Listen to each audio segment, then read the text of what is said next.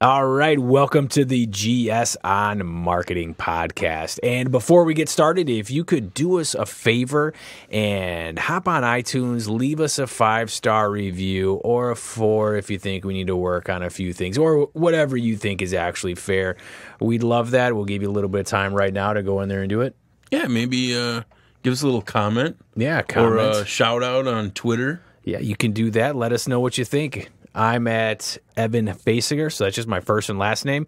No real creativity there if you want to find me on Twitter. And I'm at Wrestling Andy, which is also my first and last name.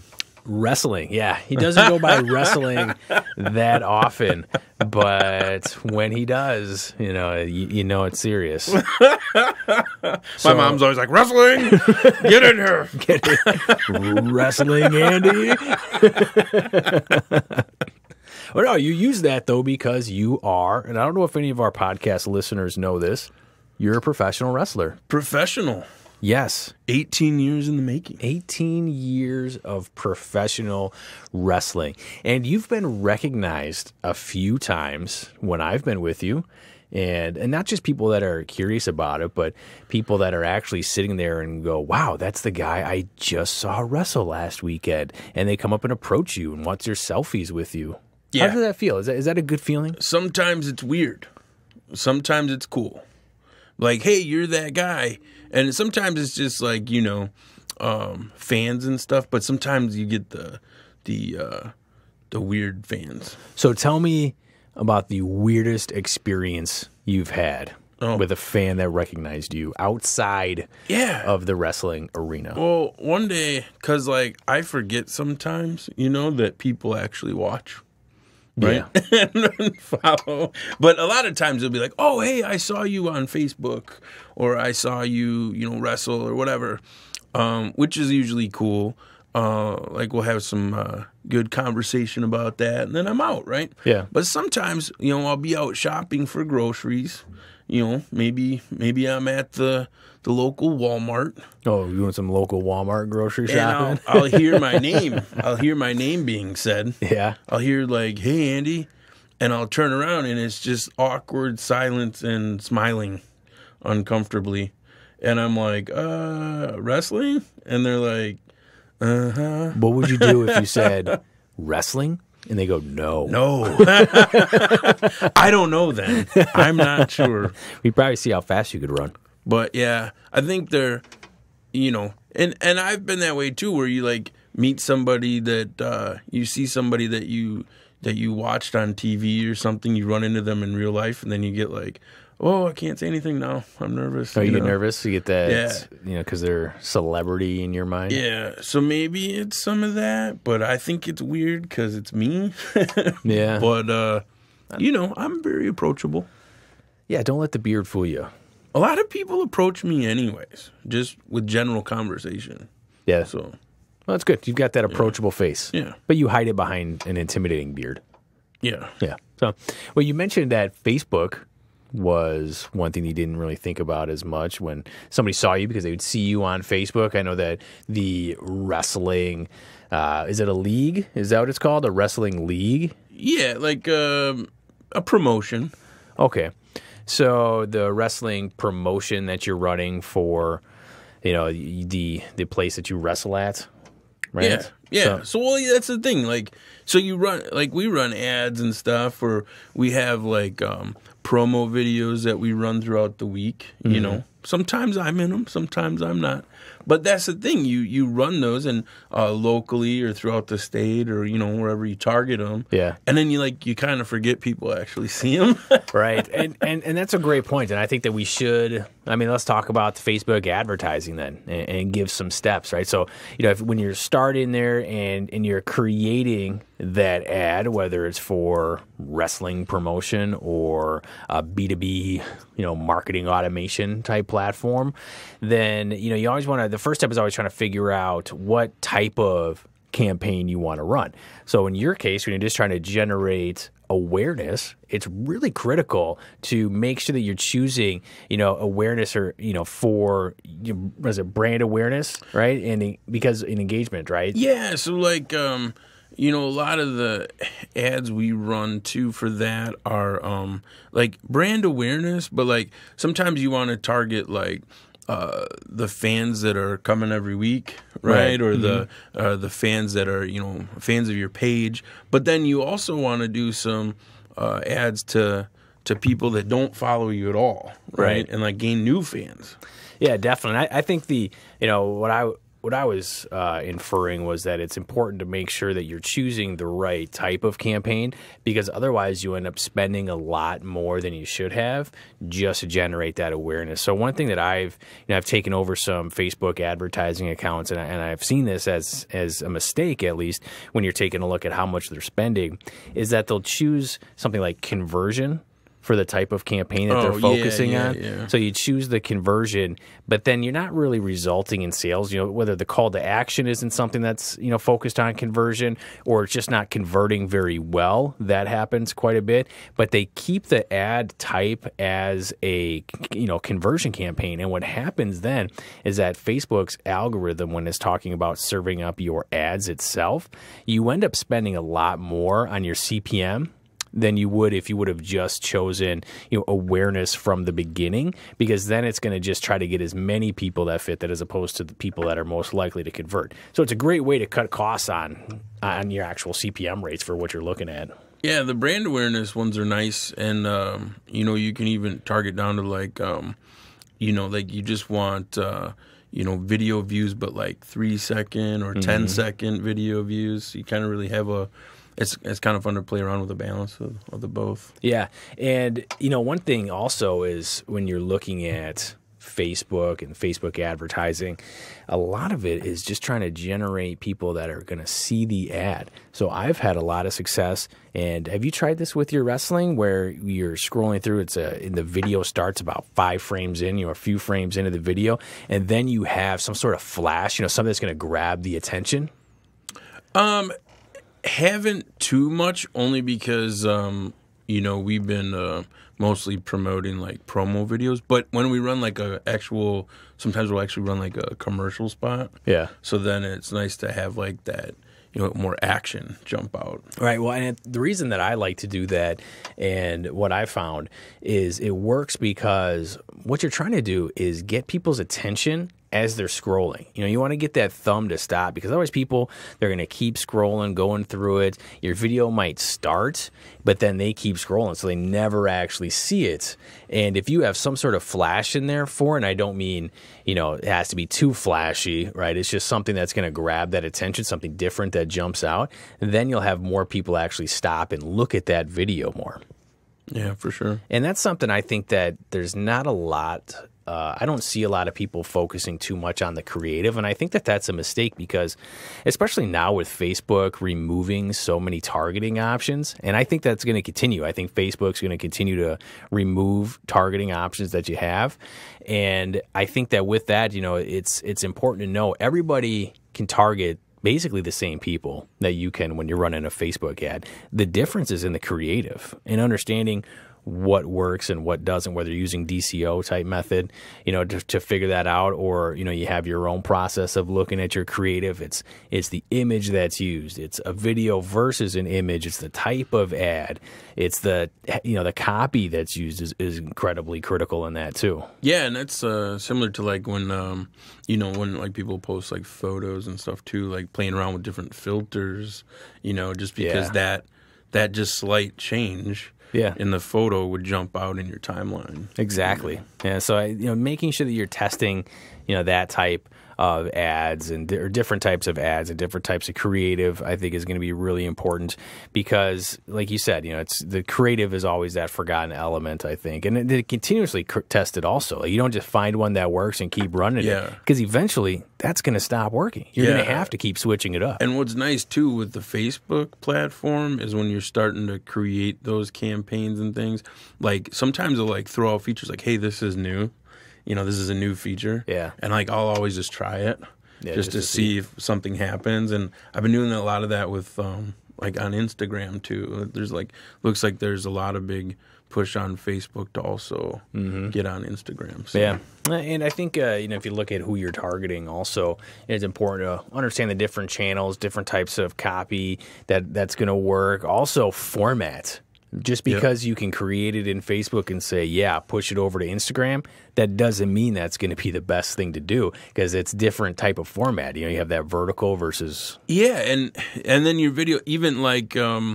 if your video is longer than 60 seconds, it won't be eligible for Instagram or in just taking up that landscape, Yeah, definitely. And talking about the ads and the conversions, one thing that I've noticed is, and this is true in any type of digital marketing, since we have so many metrics, we think that those are going to be the only thing you care about. You only optimize for those metrics, and there's less focus on the actual brand building aspect of it. And I think you getting recognized in wrestling is a great example of that because you're building the brand, you're promoting it. A lot of times Facebook advertising, it's kind of like modern TV commercials. You're getting in front of the audiences that you want to, and just because somebody didn't click on it, you don't have any sort of measurable click from the ad to the website, it doesn't mean those ads aren't effective. It's just more difficult to track it. So one thing that I've been paying close attention to is monitoring the brand search and the overall traffic to the website as well. So if people are going in and searching for your brand more because you're running Facebook ads, that shows that they're working. And a lot of times people are working, they're just scrolling through, but they recognize that you have, a product or whatever your ad is, might be relevant to them.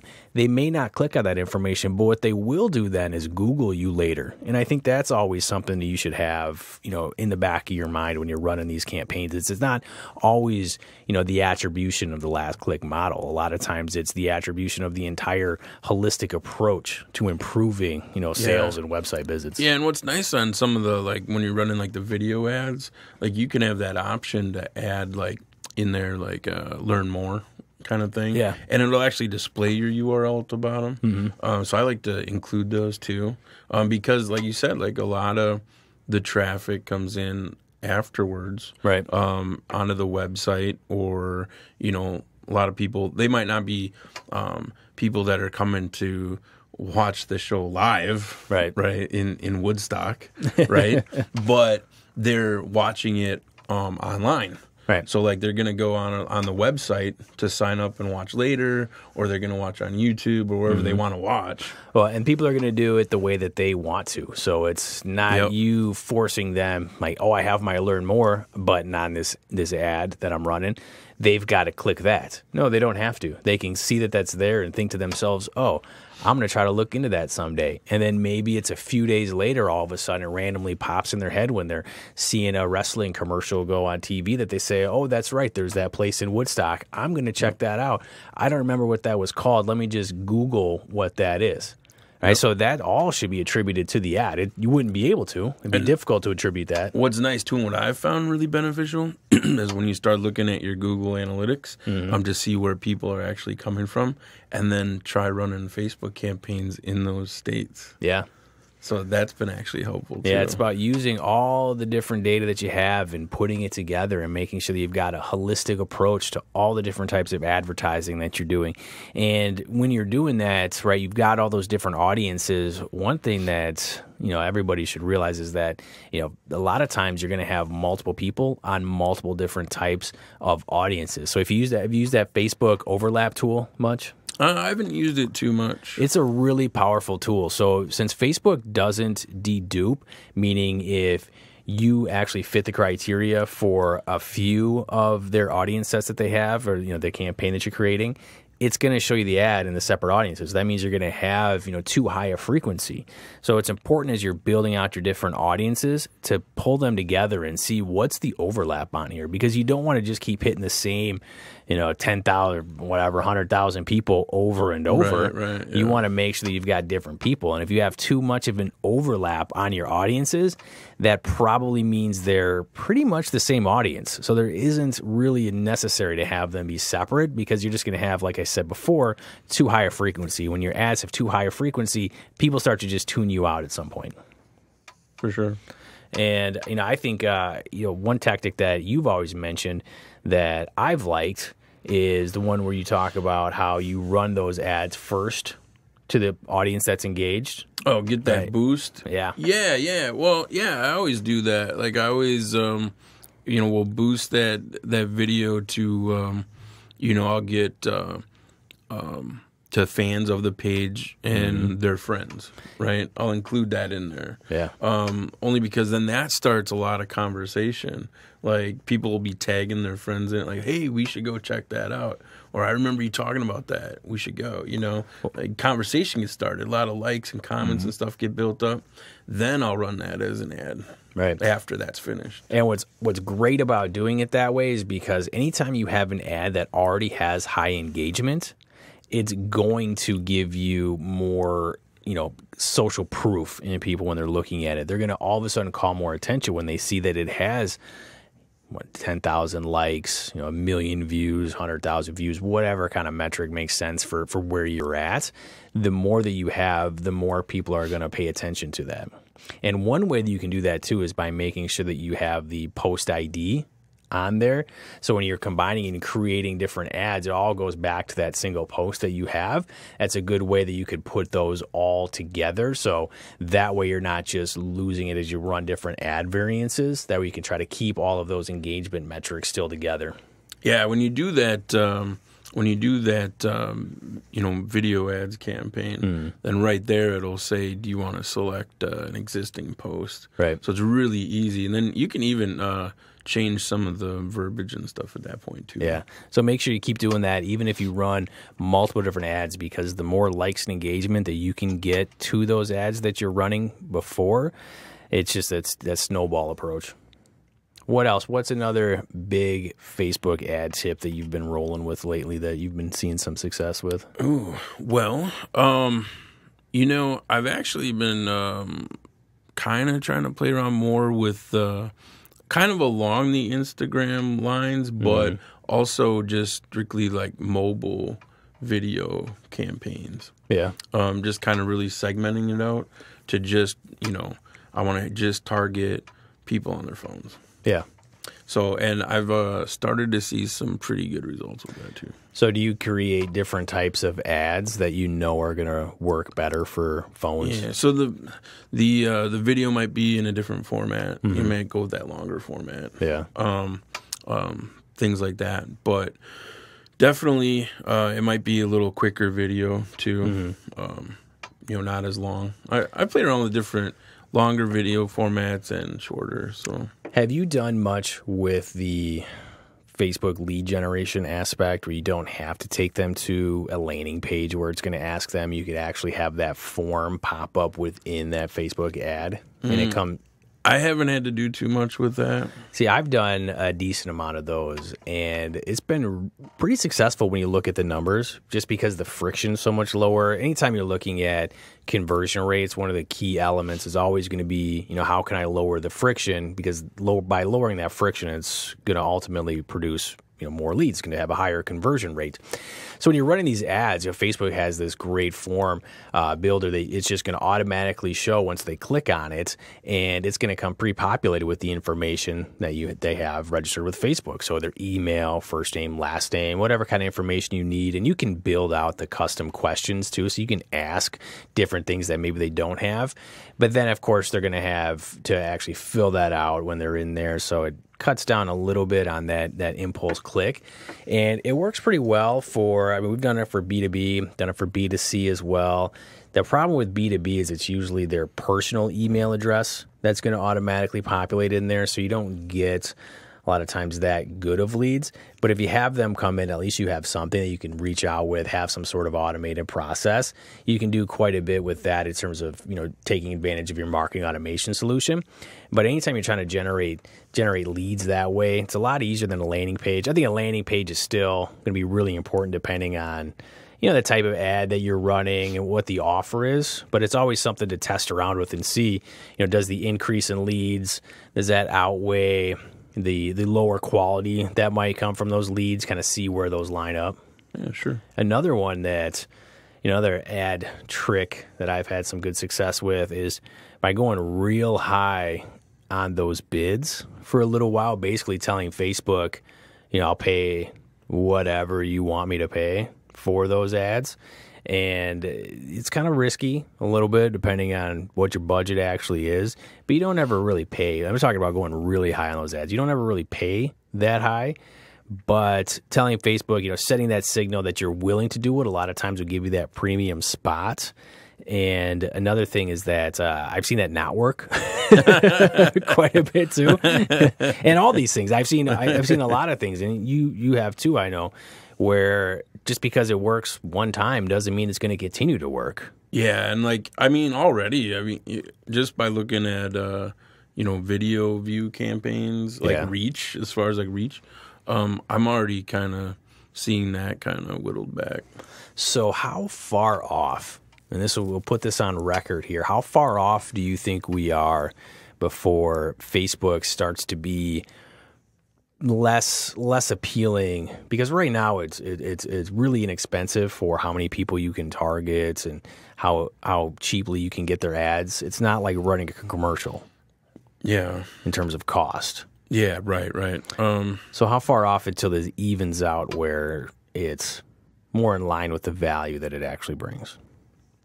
I don't know. Keeping in mind, I think that they're going to continue to remove targeting options. So as it gets less specific with who you can go after, I think that's going to help drive the costs up because you're going to have to do more of a mass media approach at some point. Yeah. This is all theory. We're just throwing it out there. Yeah, no, I don't know. It's definitely cheaper than LinkedIn. Well, LinkedIn is expensive when you start comparing it to Facebook. But different audience. But LinkedIn knows the value. Yeah. Right? And Microsoft. And plus now you can actually run Bing ads with the LinkedIn information. Yeah. I don't know. I think I don't know. I think it'll stay at a steady pace for a while, for sure. Think so? Yeah.